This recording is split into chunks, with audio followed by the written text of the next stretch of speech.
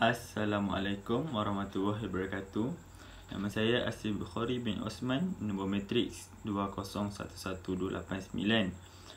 Pada video kali ini saya akan membentangkan hasil penulisan saya di mana saya mendapat penulisan kreatif di mana saya telah menulis sebuah cerpen. Tajuk cerpen saya adalah Fitrah. Sebelum itu, saya akan menceritakan sedikit mengenai cerpen. Apa yang dimaksudkan dengan cerpen? Menurut Safian Hussain 1988, mendefinisikan cerpen sebagai singkatan cerita pendek iaitu kisah rekaan yang relatif pendek dihasilkan dalam bentuk prosa dilihat dari segi panjang pendeknya. Sesebuah cerpen biasanya mengandungi antara 500 hingga 15,000 patah perkataan. Ia mempunyai kesatuan terutama dalam plot di samping unsur lain seperti tema, kesan, watak dan gaya. Antara komponen-komponen yang perlu ada dalam cerpen ialah tema, yang kedua watak, yang ketiga watak dan perwatakan, yang keempat latar masa, yang kelima latar tempat dan yang keenam pengajaran.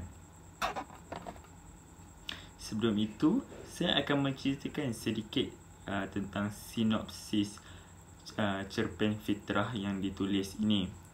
Cerpen Fitrah ini mengisahkan tentang seorang pelajar yang bernama Eman yang menyalahkan Tuhan kerana hadirkan dalam dirinya perasaan dan nafsu terhadap sesama jenis. Kerakusan Eman dalam memenuhi hawa nafsu membawa padah apabila persahabatan beliau dengan Eri putus begitu sahaja. Bukan itu sahaja, rahsia Eman didedah oleh Wa'i yang menyimpan perasaan terhadap samanya. Wa'i merupakan seorang yang sama dengan Eman mempunyai naluri dan nafsu terhadap sesama jenis. Wa'i melakukan tindakan sebegitu rupa kerana marah dan kecewa terhadap Eman yang menolak cintanya. Inspirasi kisah cerpen Fitrah ini ditulis melalui sebuah kisah benar yang berlaku di dunia nyata lah.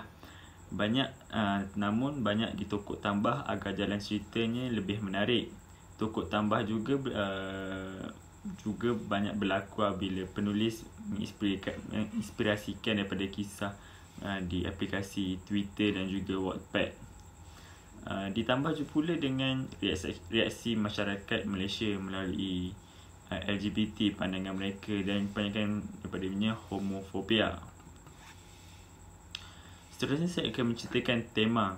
Tema ialah isu utama atau persoalan pokok yang mendasari sesebuah karya sastera tersebut. Ia merupakan gagasan pemikiran pengarang yang ingin disampaikan melalui karyanya. Tema bagi cerpen Fitrah. Cerita bertemakan naluri manusia yang ditakdirkan Tuhan namun disalahartikan untuk memenuhi hawa nafsu sendiri. Yang seterusnya ialah plot. Plot merupakan jalan cerita ataupun peristiwa-peristiwa yang berlaku dalam sesebuah penceritaan. Tanpa plot, tiadalah cerita tersebut. Apa yang terkandungi dalam plot ialah permulaan, perkembangan, perumitan, klimaks dan peleraian. Saya akan sedikit demi sedikit.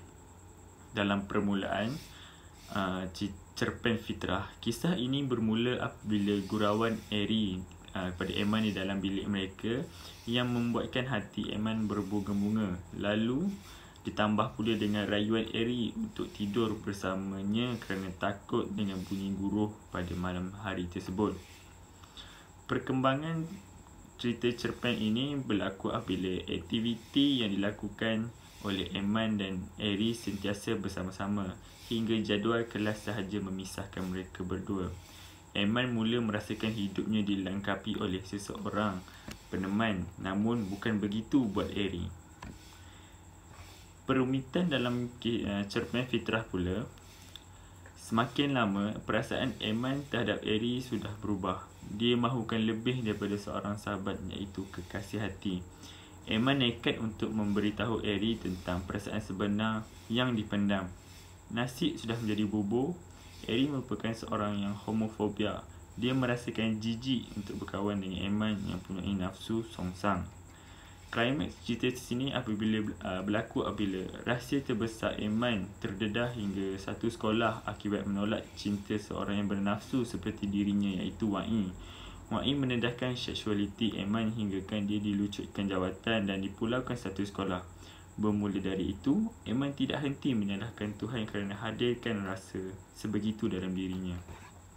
Peleraian dalam cerita ini di mana Aiman menanggung perit keseorangan akibat dipulaukan dan tiada siapa bantunya, dan akhirnya membawa dirinya sendiri ke Jerman, lalu memutuskan semua hubungan dengan kenalan di sekolah. Aiman bertekad untuk memulakan hidup baru dan berazam untuk tidak mempunyai pasangan hidup kerana tidak mahu menyakitkan sesiapa atas dasar mempunyai nafsu songsang. Aiman berdoa agar jihad melawan nafsu itu dibalas dengan syurga Firdaus. Seterusnya, saya akan menceritakan sedikit latar tempat. Latar tempat yang terdapat dalam cerpen Fitrah ini di mana di bilik Al-Farisi 1, di mana bilik yang didiami oleh Eri dan Aiman.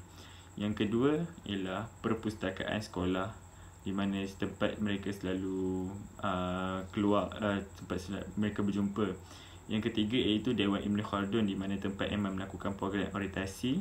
Surau Gelanggang Takraw di mana tempat di mana Aiman meluahkan perasaannya terhadap Eri. Kelas mereka dan juga negara Jerman, tempat Aiman membawa diri. Yang seterusnya ialah latar masa, iaitu pukul 11 malam, pukul 2 pagi dan pada waktu rehat. Sedikit pengajaran yang dapat daripada kisah cerpen ini. Kita hendaklah sentiasa bersangka baik pada Tuhan di atas ujian yang diberikan. Jangan terlalu cepat untuk menghukum sesuatu, kerana tiada siapa tahu tentang perakhiran hidup kita. Dan juga sentiasalah menjaga pertuturan, kerana lidah manusia ini lebih tajam berbanding mata pedang. Sekian itu sahaja daripada saya. Harap anda semua bergembira untuk membaca. Terima kasih. Assalamualaikum.